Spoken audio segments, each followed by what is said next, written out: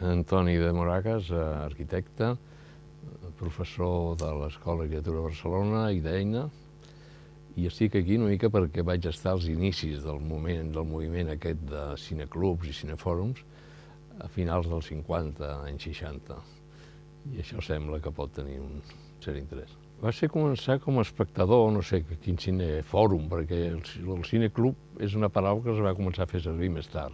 Llavors es feien cinefòrums, es buscava el missatge, en fi, aquestes coses. Tenia una certa connotació parroquial, d'escoles, una mica no tenia aquest caixer que després van tenir els cineclubs, que tenia una importància intel·lectual superior. Però jo vaig entrar en el món aquest del cinema i de la crítica de la mà d'en Jordi Torres. De la mà d'en Jordi Torres perquè en Jordi Torres en aquell moment, que estava crític de cine de Ràdio Nacional i que, entre altres coses, va posar en marxa els Premis Sant Jordi, va estar en no sé quin cineclub o quin cinefòrum, jo vaig intervenir, vaig fer una actuació, i llavors ens vam conèixer i vam fer amics, i llavors em vaig començar a fer com a ajudant seu. I anàvem amb ell pels pobles, amb uns 600 que tenia, i anàvem a fer cinefòrums. I sempre amb el mateix bagatge de pel·lícules de 16 mil·límetres, que era Enrere Claire, La porta de les liles, La maniobra de l'amor, pel·lícules del Zimmerman, Hombres, La ley del silencio, i una pel·lícula d'un director que ara no coneix ningú, que es deia Leo Joanon, que va fer una pel·lícula que es deia El renegado, que jo l'he vist unes 100 vegades.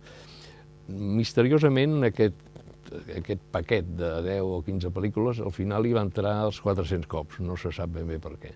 I aleshores amb el Jordi Torres vam fer dues coses. Per un cantó anàvem pels pobles, i fins al punt que una vegada jo el vaig anar substituint i em vaig convertir jo en el comentador d'algunes pel·lícules.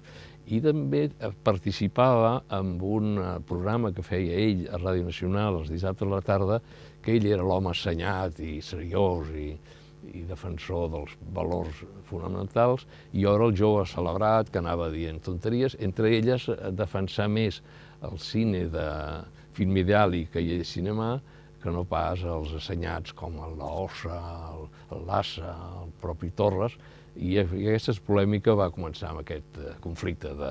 Però tu vas arribar a ser marxista hobbesiano.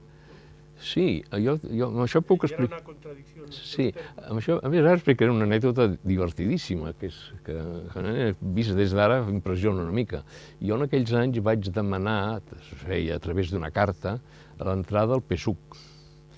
Aleshores vaig enviar la carta al comitè executiu per entrar al PSUC, i aleshores va enrederir molt la meva entrada a la militància del PSUC.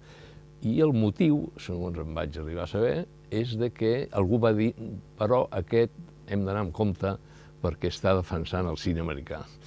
Aquesta és una historieta que té la seva gràcia. I aleshores sí, certament aquesta pugna. Llavors, alhora, en aquella època també vaig entrar, de la mà d'Oriol Bohigas, vaig entrar a Serra d'Or a fer crítica de cine, amb el Giner, d'aquesta colla. I jo, les crítiques que feia, eren sobre cine americà. Recordo un dia que el Miquel Porter, per poc em mata, perquè vaig fer una crítica que es va publicar sobre Duelo en l'Alta Sierra, i em va dir, Moragas, això ja no. Però bueno, jo vaig viure aquests moments de la tensió d'un món a l'altre. I després, de la mà del Jordi Torres, això em va permetre entrar en el món dels crítics, com és anar a veure les pel·lícules que s'estrenaven el Sábado de Glòria, veure-les durant la Setmana Santa, anar a les setmanes de cine francès que es feien a l'Alexandra, i tot això va ser de la mà del Jordi Torres. Sí, se'n deien cineclub, però un que es deia Ademar, que era dels maristes, llavors un que jo a Mataró, jo a la sala al Foment hi anava molt sovint, i a veure, una d'aquestes 10 o 12 pel·lícules que les podien triar. Jo recordo una història quasi dramàtica. El dia de les Riades del Vallès, jo me'n vaig anar a un poblet de la zona per fer un cinefòrum, amb 600, una màquina, les pel·lícules, i per poc que deixo la pell, perquè va arribar a les Riades. És que anàvem a fer una mica de militància també, d'anar fent cineclubs a barris obrers, i I recordo aquesta dia, quan les Riades del Vallès, el Pericles Comuners es va aparèixer després. Sí, això ve 10 anys després. Ara parlava abans amb el Paco Poch i em deia que ell doncs, li demanaven el missatge, quin missatge hi havia, i no, jo en aquell moment només era començar a veure cinema amb una certa òptica diferent, no? Però tot el compromís polític estava vivint. El que passa que també hi havia circuits que també funcionaven d'aquesta forma. Ja dic, aquest debat entre la militància comunista, revolucionària o antifranquista, i llavors hi va uns quants que vàrem decidir, de la mà del José Luis Warner, per cert, que és el que va obrir la porta a aquest cinema americà i del cineclub el cineclub de Monterols, no? Aquest és el que ens va obrir, però jo no el vaig arribar ni a conèixer, el Warner. Però en canvi va ser el primer que escrivia a La Vanguardia i com va començar a defensar aquest cinema, el Minelli, i llavors uns quants el vam seguir. Jo recordo una vegada que amb l'Ossa, que coincidia amb Eina, vam tenir una discussió al respecte, no? I dic, escolta, no sé què, que tu ets un reaccionari, em va dir de tot. I li vaig dir, escolta, Joan Francesc, que es diu, em sembla. Joan Francesc, fem una prova.